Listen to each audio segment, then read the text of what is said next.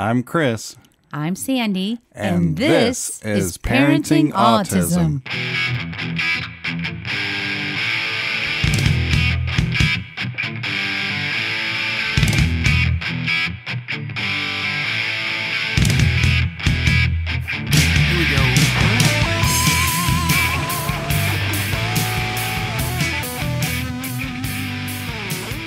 Hello, everyone. Welcome to episode 109 of the Parenting Autism podcast.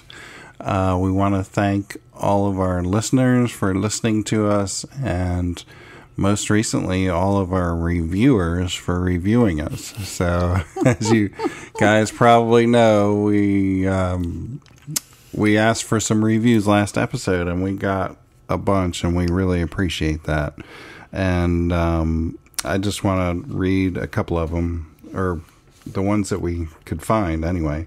From Jen4317, love you guys and your wonderful podcasts. So great to see Bryce's progress the last few years. Thank you, Jen. We appreciate that.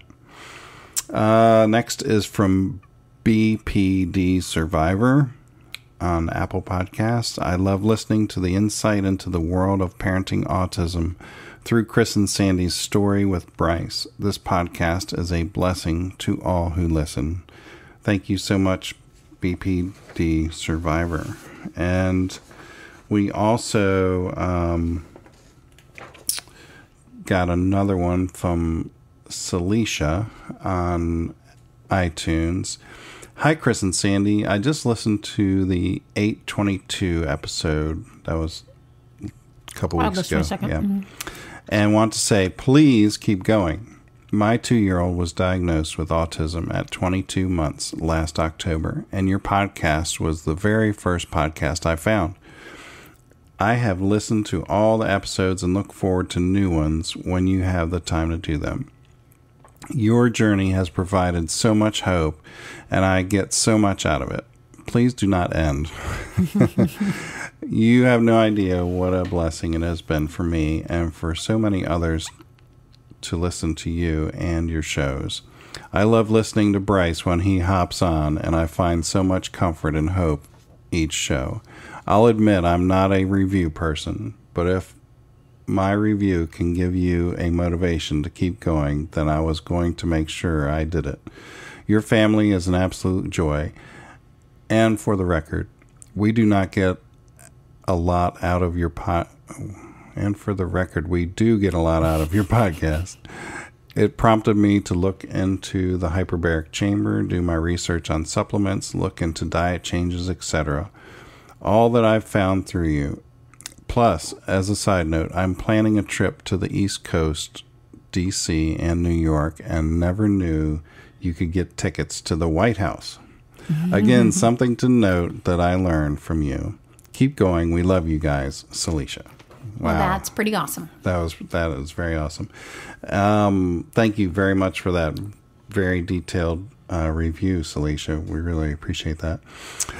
I also want to mention Rebecca from her Spotify review. Although we can't see the words, I don't think you can leave words on Spotify. It's just a star rating. It looks like it. So thank you, Rebecca, for that. And we have another one on Podbean that we haven't seen yet from Sei, S-E-Y-I. So thank you for that. And another one on Audible. I didn't know you could review on Audible podcasts. So, Lydia, thank you for the Audible review. And I also want to mention that we're now ranking on, let's see, Great Britain in the parenting,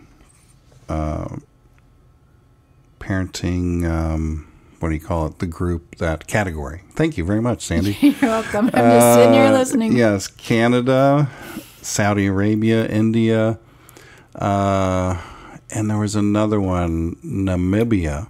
I had to look that one up. Yeah. Yes, it's right near South Africa. So thank you all for helping us climb the charts in those areas. And there was a couple more.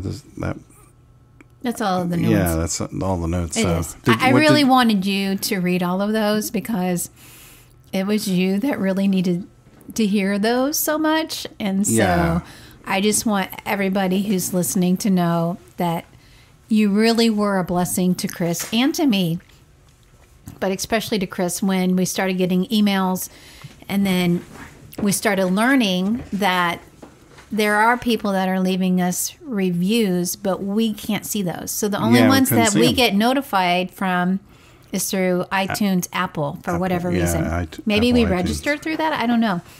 But I did not know until Rebecca reached out, and then she said she did one on Spotify.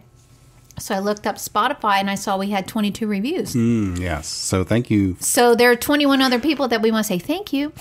Yeah. We didn't know, and we're getting educated. And one other thing we found out was not everybody knows how to leave a review, right? So correct.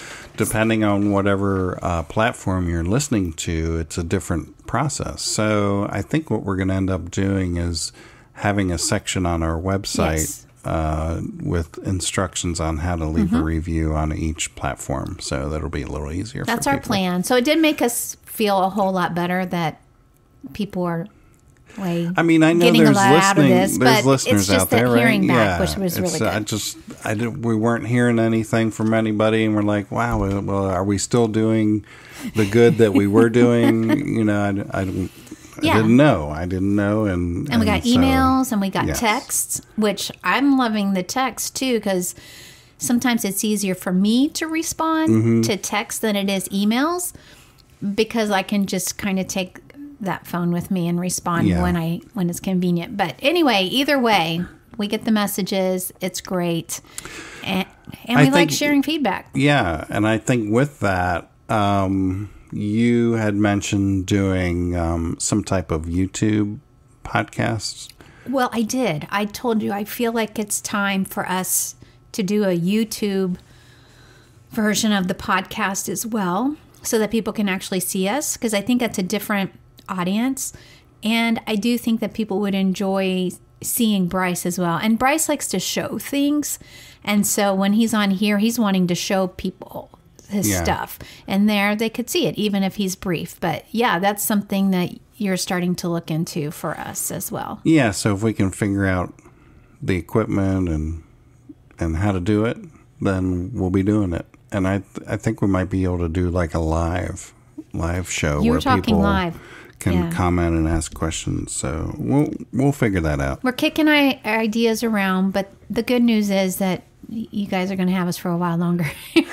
Plus, we really feel like this is our calling. In fact, we had, ironically, one of our former photography clients who's local find our podcast.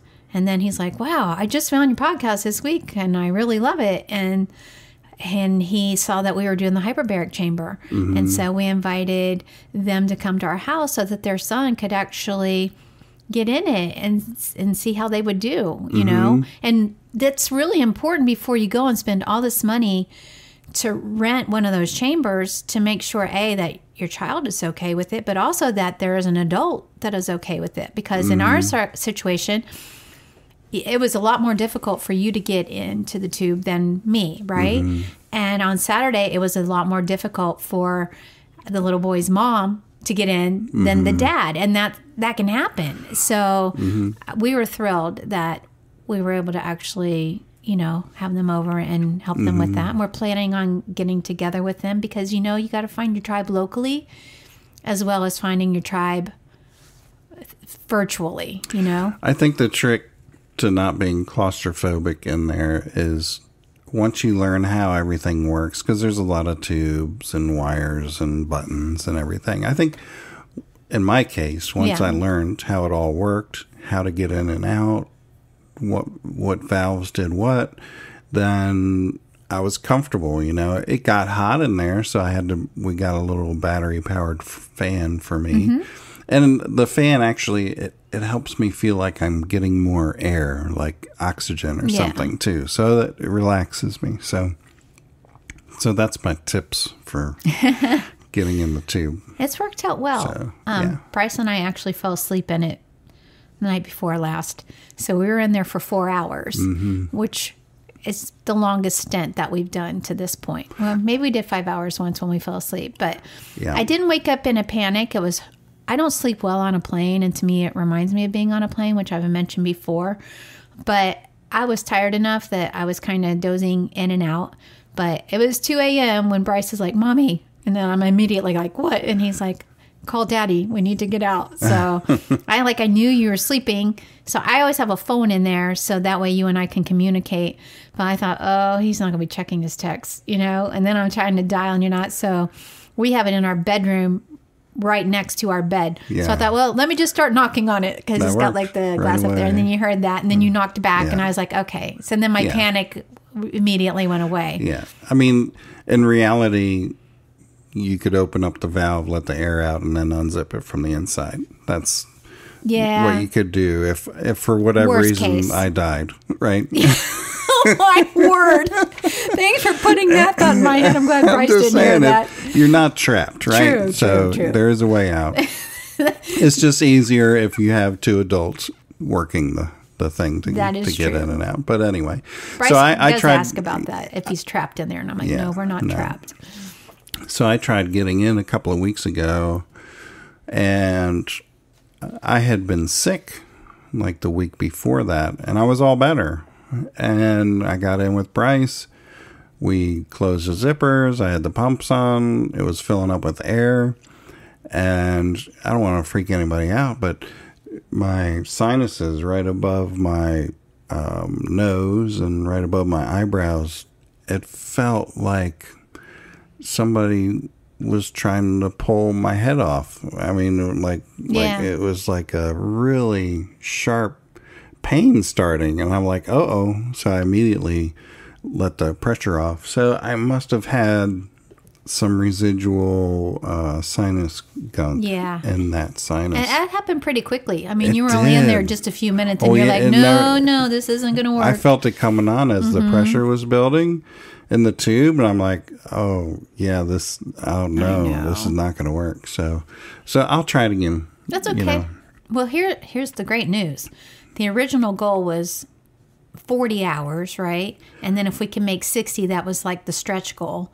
They gave us additional time with it for no charge, which was amazing. Mm-hmm. So I'm like, well, if they did that, we really should try to get to that 60 number. Yeah. And the doctor said, get to 100. She did. I'm like, God, that's a stretch goal. That's it's elastic. But anyway, we're at 52 and a half. So I really do believe we're going to make that 60 hours. And I feel like that's a big accomplishment. Yeah. But I was sharing with you that when I was in there with him Saturday night, that I just really felt like I was supposed to really just pray over him while we were in there, which is the first time I've done that while we were in there. And he was asleep and he was just laying there. And I really love that song. There's two songs about speaking the name of Jesus, one by Katie Nicole and one by Charity Gale. But I was like, I just spoke the name of Jesus over him and was praying for healing for him, for his seizures, and that God will just heal that area of his brain that is still showing the activity that's going on when he has his EEGs, and for his just to have healing and protection from the seizures, because that's really what my goal is for doing all of this for him, is that it will protect him from that. And so anyway, I just really felt moved by that, and I really believe God's going to answer that prayer. So anyway, that is what is going on in that department. You mentioned the doctor, which would be his autism doctor. Do we ever say her name on here? I don't know. We can we? I think we can, because she's going to Dr. Buckley endorse our book. So yeah. Okay. Yeah, the book. So anyway, so Dr. Buckley, we went and visited her, because we've had people say, who is the doctor? But we don't always say who she is. But so we went to see Dr. Buckley for his follow-up visit. And I left there feeling happy. Very good, yes. Felt like we're really accomplishing what we're setting out to accomplish, which is great. I think, excuse me, I think the last hurdle, I don't want to say the last hurdle, but the hurdle right now is anxiety. Yeah. And that's a tough one. And I know that, I don't know, 2 or 3 visits ago, she mentioned the CBD thing. And I told her I wasn't comfortable with the lack of research that was out on it, you know, and she's okay with that. Whereas the first doctor that we saw, it was like, well, you need to do this, or, you know, we just can't, or we part ways. We can't move forward, right? Yeah. So that's what I got from his secretary anyway. So she's okay with that. She says, that's okay. She says there's other ways that we can attack this. And so we started a new supplement, and I like going the natural route, and so does she. And I didn't know this, but she even helps the football players at the, Jacksonville Jaguars. So that's really cool too. But you know, not necessarily with anxiety, but, you know, sports-related injuries or whatever, I suppose. Total Anyway, speculation. Yeah, speculation. But anyway, but I felt good at that visit because there wasn't a list of 10 things that we needed to work on. You know, yes, Bryce still has autism, you know. Is he a typical kid? No, he's not a typical kid. I don't think he'll ever be a typical kid. But as far as behaviors go and paying attention and those types of things, I think we're just on the right track. Like, I feel very good about those areas. And I agree. You know, he's doing good in school. It's just a matter of time of getting school into the schedule, you know, with everything else that's going on. But yeah, I was very happy leaving there, and I asked her, I said, well, can we go to once a year visits now? And she's like, yep, I don't see why not, you know, just as long as, nothing gets worse with the anxiety. With the anxiety, basically. yep. So he did have one thing that was high. She loved his blood work this time around. And the only thing that was high was ferritin, which is iron. And she feels like that's an indicator of inflammation. So we're still fighting inflammation.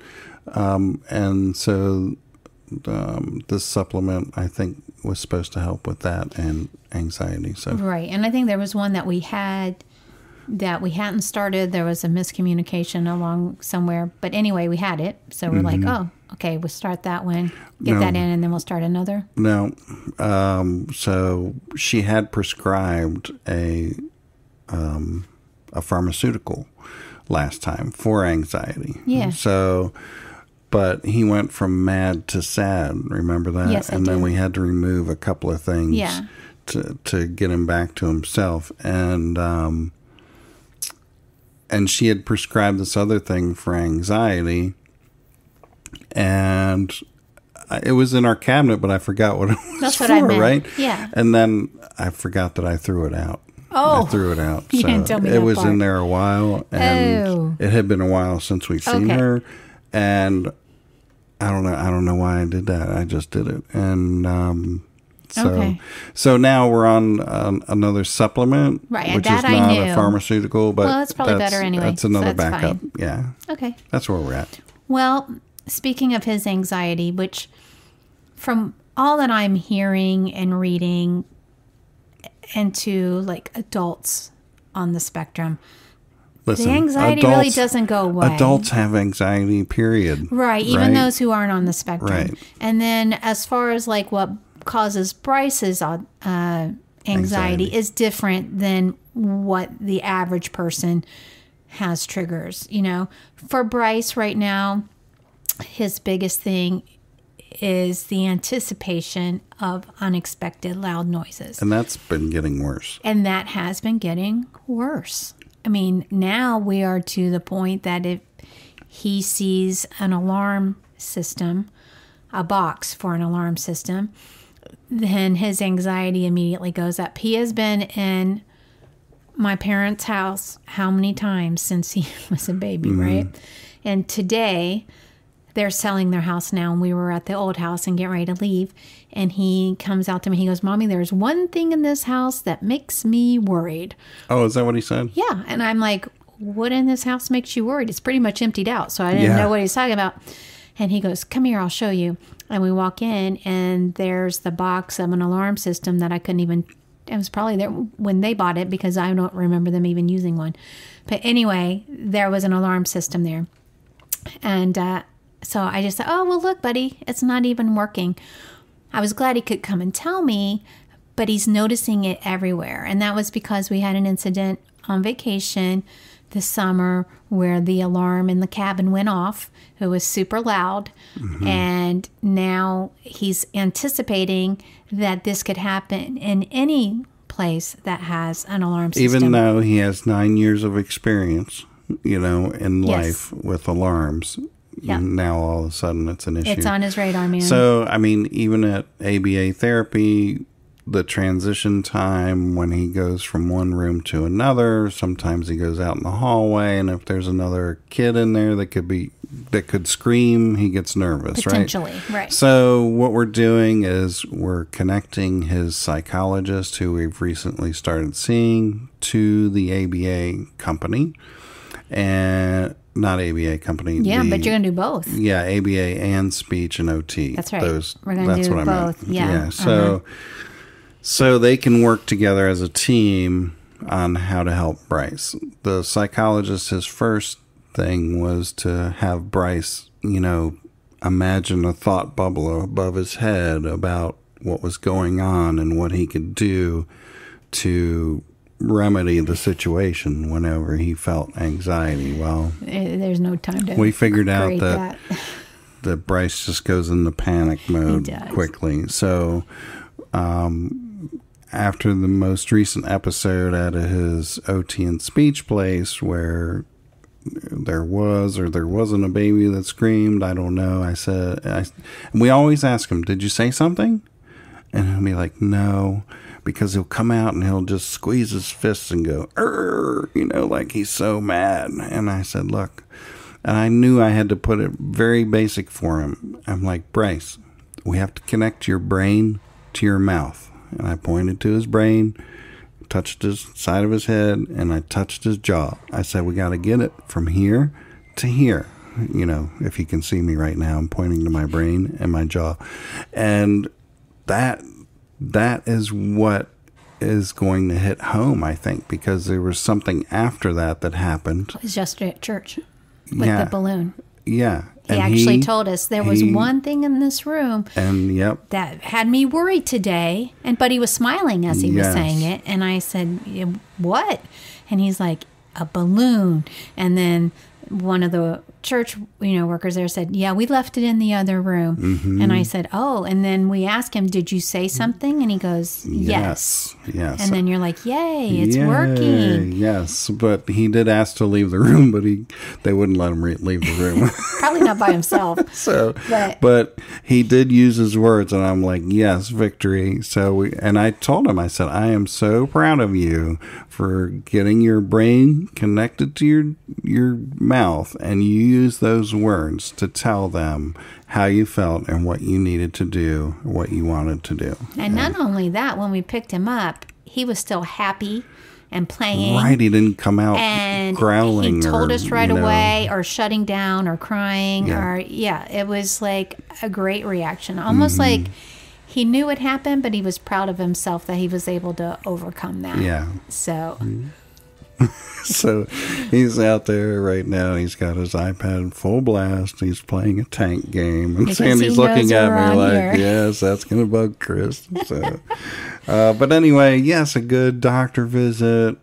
And we don't have to go back for another year. I think we're on track. She's 3 hours away from us, so we're pretty happy about that. And they're very responsive with emails. So if I send them an email with a question or something, which I don't do really, I've only done it a couple of times, but they're right back to us with whatever information. So that's really been the highlights. And the anxiety thing has been a bit of a whoop, but he's doing okay. And I do think, I saw the other day when I was working from home and you were doing school, when he gets upset about a wrong answer or something that, he didn't like his score, you're having him run laps in the house. Yeah.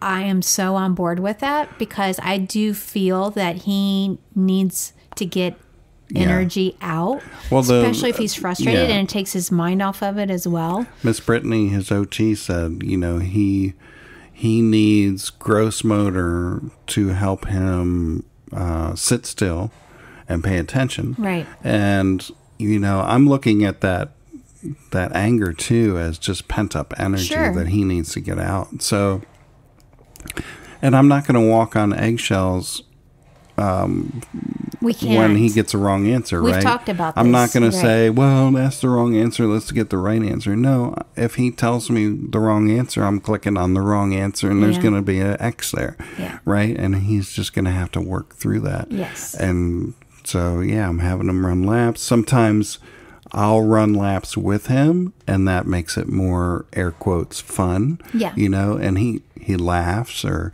Again, it helps him work through it. But you and I have talked that, he is such a happy kid, and we want him to be happy.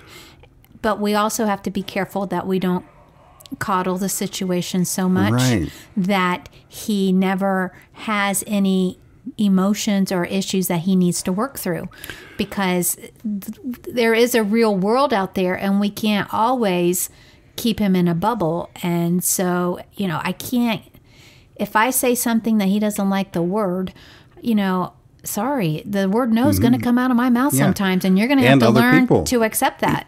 And it's going to come out of other people too. And it doesn't mean you're a bad boy, and it doesn't mean that, you've done horrible things. And he's got to learn how to process that. And if we walk on eggshells, as you put it, or try to avoid certain things that would naturally come out of us, we're not doing him any favors, I don't think.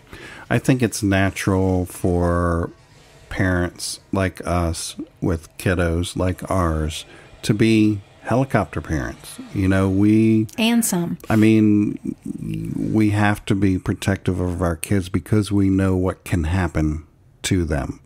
In unsupervised circumstances, right? Sure. If they're away in a classroom, we can't see what's going on in that classroom. We don't know what goes on. Are they sitting there getting left behind? Are they being bullied or what? And it's just, we have to, in every situation, it's like even Special Olympics, we have to be there just to be referees, observe. Be observed.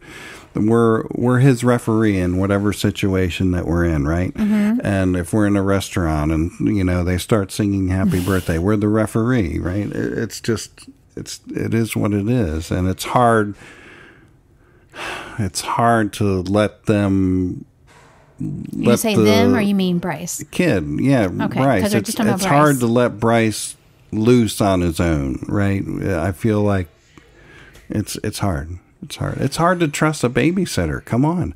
I mean, to have someone in your house that is different than someone you don't know, and having someone you don't know is really tough. If you're in a tough situation, then that's all you have, Yeah, I mean, none of that is easy. I think what I was driving out to is we just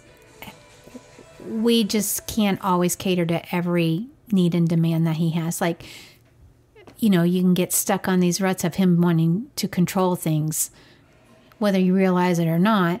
So like the blender, he's been doing the blender every day. Now I'm going to stop asking him if he wants to do it. And this morning I just hit the button, and there was no repercussion, but I was ready for there to potentially be one. But that's that kind of stuff that we can I know that I can, in order to avoid what could be a scene or a meltdown or him getting upset, then it's easier to do it. And it's like, no, I can't be doing that.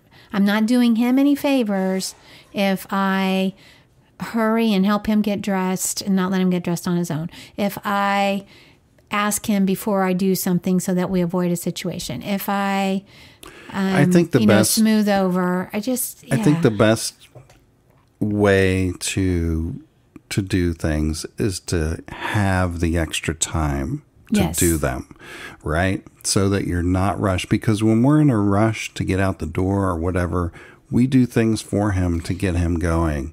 Or, you know, if you're in a restaurant and you want to get out of the restaurant because you got something else to do, we clean up for him, right? So we have to be mindful to pad our schedule to have those extra minutes, and it's really only minutes, to have him go up and ask for a refill by himself, or go to the machine and get his own refill, or, you know, something like that. To put his own shoes on. Yeah, to get his shoes on. I agree with that, and I have told him if we're running behind, because sometimes we're trying to get him up earlier on this morning schedule for his therapies, but...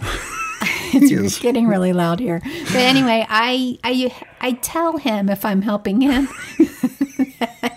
I'm only helping you because I got you up late today and that's not your fault. So I feel anyway, like he's right outside I think the door. he Let me check. wants to come in. Let me check. Let me just check. He wants to play tanks for them. I'm pretty sure about that. What are you doing? Look at this guy. He's got the stool set up right outside the door with his iPad on the stool. I knew he was close by. Bryce, do you want to tell them about what you got from the Apple store yesterday? Yes. Okay. I thought you might want to come on here. Come over into my chair. Or you can sit in my chair. It's okay. I knew you wanted to be on here. Hi. Tell him your name. My name is Bryce Coulter. Okay. Hi, Bryce. Hi. I bought a new iPad at the Apple store. And why did you do that? Because my other iPad was broken. Yeah, it broke, didn't it? So what was exciting about that? It had a keyboard, a mouse. Oh, yes. This time we added the keyboard and the mouse. And why did we add the keyboard? Why did we add the keyboard? Mm-hmm. Do you know why? Because I want to work on typing. That's exactly why, yes. Cool. So, yeah, your iPad just all of a sudden stopped working. Nothing that we did. It's now, the old one's a big paperweight. So we got a new one, thankfully, to his scholarship that we have in Florida. And so we're very thankful for that. Is there anything else you want to share about something else? I know. That's all that I remember. What movie were you watching today? Wall-E. Oh. Why is that your favorite movie? Because it has a robot. Yeah. And the rocket ship part is amazing. Yeah, you like the rocket ship part? Yeah. Where Wall-E gets trapped in there, and it's pretty scary. Bryce, do you know that we have listeners all over the world? So right now, people all over the earth are listening to you. Can you believe that? Like on your globe. Yeah. When we look at your globe, people all over the earth are listening to you. What do you think about that? That's interesting. That is interesting, isn't it? It's pretty amazing technology, isn't it? They said our story helps them. Yeah. Especially when they have kids who are like you and have autism. Pretty cool, huh? What are you looking at? Are you distracted by what? He's looking at the bubbles on your screen. Oh. Okay. You looking at my screensaver bubbles? Yeah. Yeah. All right. Well, I think we can wrap up this episode. Okay, you want to sign us out? Okay. I love you so much. Aw. Okay. Bye. Bye. Bye, guys. Have a great week.